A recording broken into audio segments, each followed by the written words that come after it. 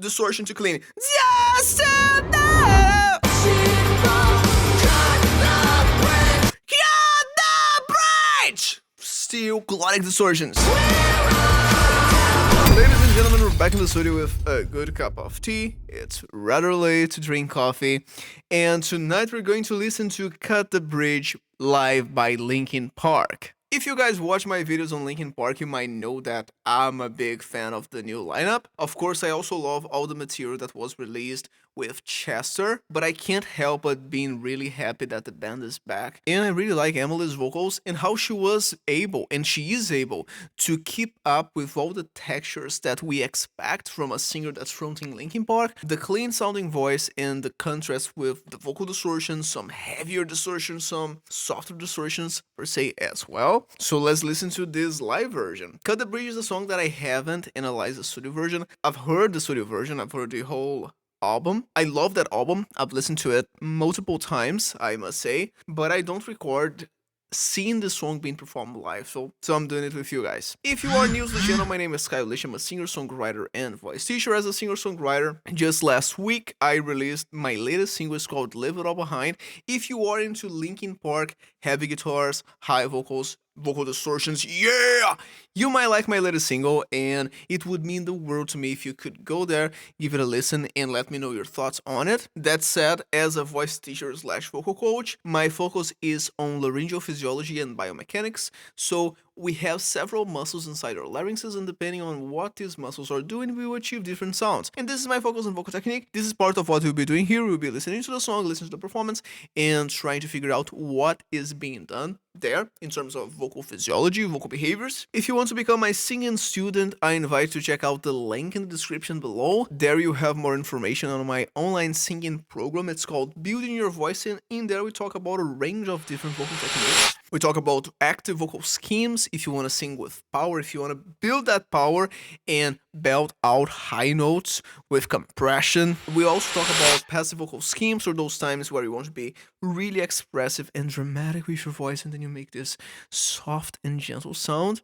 We talk about ornaments such as yodels, vibratos, runs. We talk about vocal distortions, yeah, of course, how to practice and apply them in a way that's healthy for your voice, because we don't want to hurt our voices as we are practicing vocal technique. All of that with a lot of theory and practice, all of that and much more. So link in the description below, Building Your Voice.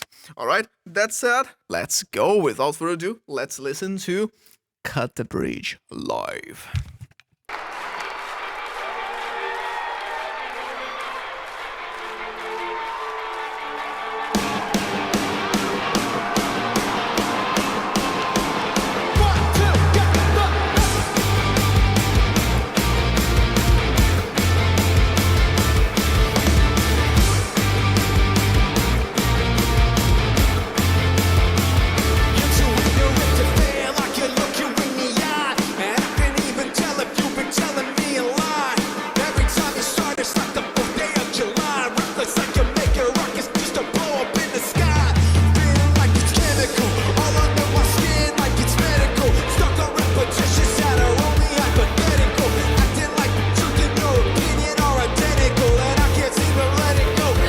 Okay, Mike here, he's singing with active vocal folds. That means that he was engaging more the muscles, he was compressing a bit more, and of course without distortion. But one thing is to sing, hey, I am singing like this, my vocal folds are passive, and another thing is to engage more the vocalis muscles, which are the muscles that are part of the vocal folds, to have all of this closure. That's exactly what he was doing there. And for a moment there, let me just return a little bit, I heard vocal distortions there. There! This is a glottic vocal distortion, which means that it happens at the level of the vocal folds. So we have the vocal folds, and the vocal folds are held by a pair of cartilages that we call the arytenoid cartilages. This kind of distortion here is made by the crackling of the arytenoid cartilages, and that's exactly what we are hearing right now. There! Well, this is a kind of distortion that we call inside vocal anthropophysiology, which is the theoretical framework for my work as a voice teacher. We call that a snarl voice. So we had for the clean part a vocal scheme in which the vocal folds were active. We would just call that an active vocal scheme. And then we also had that vocal distortion, the snarl voice. When it comes to the active vocal scheme inside vocal anthropophysiology, that scheme in particular, he was not singing high, he was singing in a speaking range. We call that a crooner voice.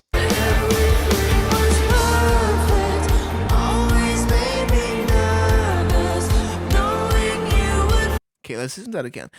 I couldn't quite figure out if she was singing softly. I believe at least this beginning here is passive.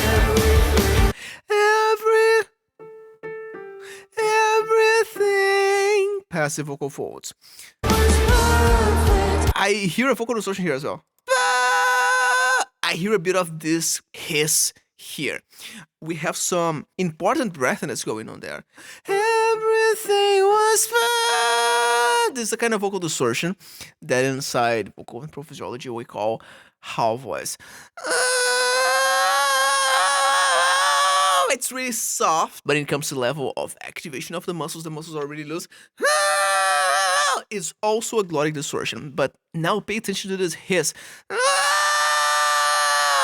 Well, this happens because the body of the vocal folds is quite relaxed and allowing some escape of it. Because we have the firming muscles, which are the muscles in the back of the throat, firming the vocal folds, compressing them in the back portion, we have some closure on the back, but the body of the vocal folds is not completely engaged. It's not, no, we are allowing some escape of air. And that's what we hear, only for a tiny bit here, but then we have some closure right after. Still passive, a Gregorian voice. This kind of vocal scheme we call Gregorian voice as a tribute to the Gregorian chant, because this is a kind of behavior that would appear in the Gregorian chant. It's not like in the Gregorian chant we only have this vocal behavior, but this is a vocal behavior that happens in the Gregorian chant. And inside vocal anthropophysiology, oftentimes when we think about how we will name the different adjustments, vocal behaviors that we have, one thing that we keep in mind is some names carry with them a set of concepts that are not exactly accurate or healthy to have. For instance, if I call this a falsetto, it comes from something that's false. Falsetto. False. It comes from the idea that in a certain period of time, men were trying to produce a fake female voice, a false female voice, using false vocal folds, because at that time, inside vocal pedagogy, we believed that human beings had a pair of true vocal folds and a pair of false vocal folds. First of all, we do have the vocal folds, and we also have a pair of other tissue that we have on top of the vocal folds. We call those ventricular folds or vestibular folds. They are not responsible for that sound. They are responsible for some vocal distortions. So for this sound, hey, we still have the same vocal folds producing the sound. The difference is the level of mass mobilization. The vocal folds are looser here. The muscles are not contracting. They're not flexing as much. That's the reason why the sound is softer. They're not resisting that much against the air pressure. They are passive. So we wanted to avoid names that might cause confusion, such as head voice, such as falsetto. Again, we call this kind of vocal scheme here a Gregorian voice. And here it is passive, but we have more closure than the how. Gregorian voice, how voice, Gregorian voice.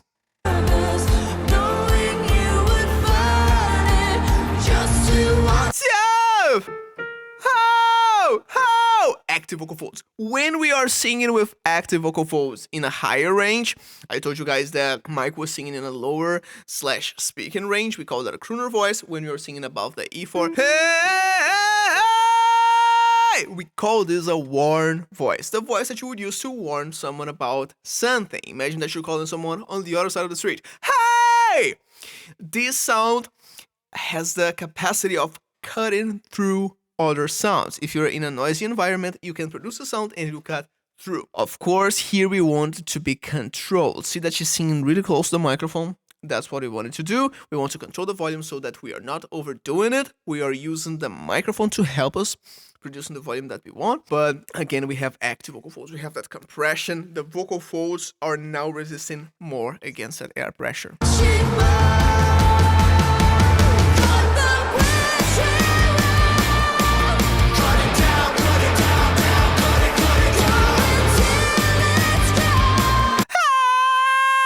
Still active vocal folds, sometimes some yodas. How? Microphone closed, in ears, amazing.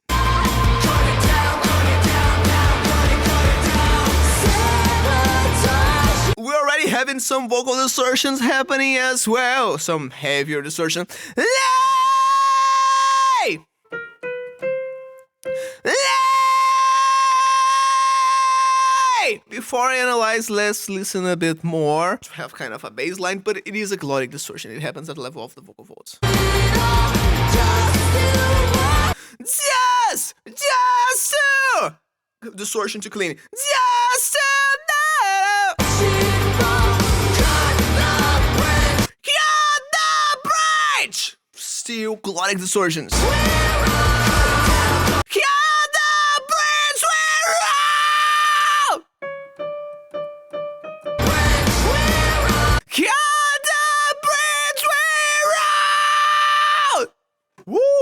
This is pretty cool.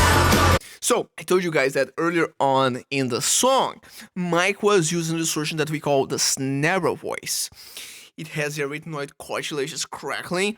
It's quite aggressive per se. Yeah! You might think of Metallica, for instance. Say your prayers, little one, yeah! However, when you think about the glottic distortions, you can think that it is always a balance between crackling, yay, and hiss. So, think of the howl voice. Yeah. Since it is a balance, we can have more crackling, we can have more hiss, or some people might call sibilance, wheezing, so we can be closer to this side, yeah, or this side, but we can also be closer to the middle, where we will have both of those characteristics. Hey, kill the bridge! We have some hiss, some wheezing, some sibilance. It's not 100% aggressive and trying to avoid that hiss. Hey! No, we are allowing the vocal folds to relax a bit more. Yay! And that's exactly the kind of behavior that we have here. Call that a snarl phaser voice.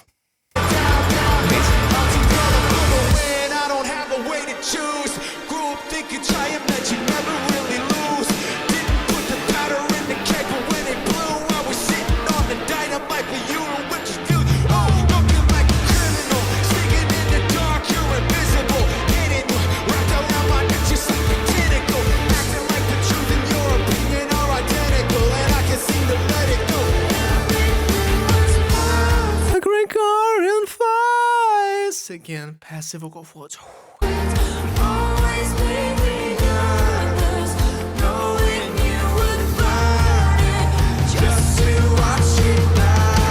I believe that this time the distortions will come a tiny bit heavier.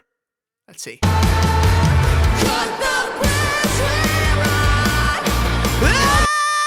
No, well, at least at this point, a bit softer. We make this kind of distortion heavier by aiming for a schwa shape, an If I'm doing that sound with my larynx a bit higher and aiming for more nasal vowels, cut the bridge, it becomes lighter than if I were trying to like open up space and make cut the bridge, aiming for that schwa shape. Cut the bridge! Cut the bridge! So it was a bit lighter here, but I believe that she's still going for something a bit heavier now.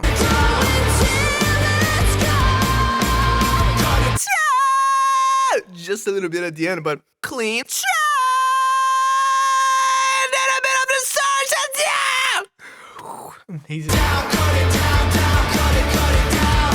Sabotage it all, just to watch it fall. Cut the bridge, she's opening more breathiness as she's going. Let's listen to that again.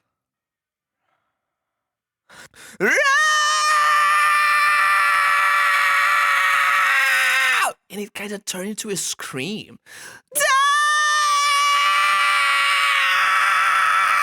I'm trying to sustain the note, sustain that, or at least that idea of stretching my vocal folds to produce this pitch. I'm trying to keep this pitch, but then I start the distortion, that's narrow phaser, and I try to make it breathier and breathier and breathier and lighter and lighter. I'm trying to break. So if I were talking about active to passive, but in the realm of vocal distortions, amazing.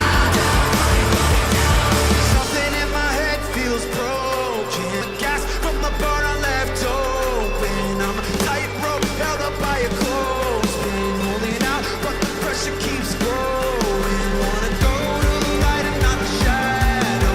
The branches shining as the arrow. We don't ever find a way around a battle. We will always choose just Active vocal folds.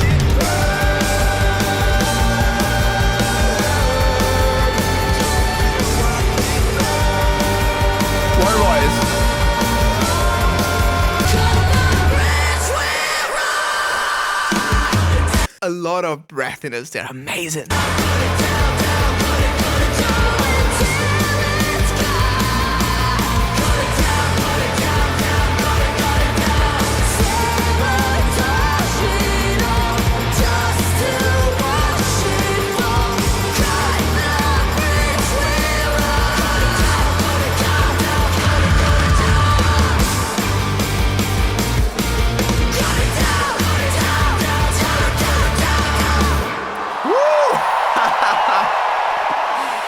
This is amazing. Alright guys, that's our analysis for Cut the Bridge live by Linkin Park. I hope you enjoyed, but let me know here in the comments what you think of the song, what you think of this performance, and what you think of my vocal analysis, okay? Looking forward to seeing your comments. Also, if you're curious about my own singing and my writing, my latest single, Leave It All Behind, is out. You can listen to it on your favorite streaming service. It's out everywhere. I'll leave the link down below, and it would mean the world to me if you could go there, give it a listen, and let me know your thoughts on it as well. If you want to become my singing student, my course Building Your Voice is now on sale, link down below. In there we cover a range of different topics in vocal technique. We talk about active vocal schemes whenever you want to belt out those high notes, sing with compression, with power. We also talk about passive vocal schemes whenever you want to sing with a soft tone and be really expressive, maybe dramatic with your voice. We talk about vocal ornaments such as yodels, vibratos, runs. We talk about vocal distortions. Yeah! How to practice and apply them in a way that's healthy for you and your voice, because we don't want to get hurt practicing vocal distortions, and you definitely don't have to if you practice in the correct way. We talk about breathing support. We talk about physiology if you want to understand more about the muscles that we have inside our larynxes. We have a bonus module on music theory for singers. We have a vocal exercise library with exercises for you to practice each of the techniques that we cover inside the course. All of that and much more. Again, my singing course, Building Your Voice, link down below. Alright, you enjoy your day, you enjoy your tea or coffee, and remember, if your concepts cannot be seen in the real world, they must change and not the world.